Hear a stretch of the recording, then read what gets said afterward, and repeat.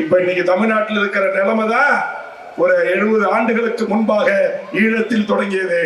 அப்படியே கொஞ்சம் கொஞ்சமா எல்லா இடத்திலும் சிங்களம் வந்தான்.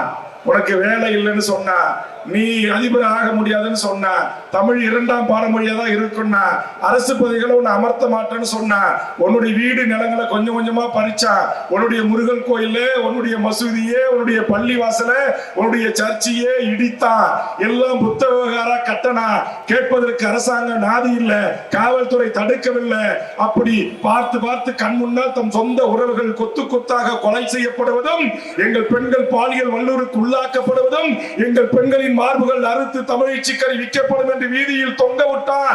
இதை தாங்கிக் கொள்ள முடியாத ஒரு தன்மான தலைவராக, புரட்சி வீரனாக அந்த மண்ணில் கிடைத்த விரல் விட்டு எண்ணிய சக தோழர்களோடு உலகமே திரும்பி பார்க்கக்கூடிய மாபெரும் விடுதலை போராட்டத்தை நடத்திய மகத்தான தலைவன் தான் வேலுப்பிள்ளை பிரபாகரன் என்கிற அந்த தலைவன்.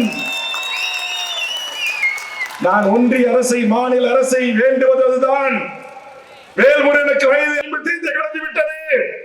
இங்கே ஒன்றிய மாநில அரசுகளால் அடக்குமுறைகளை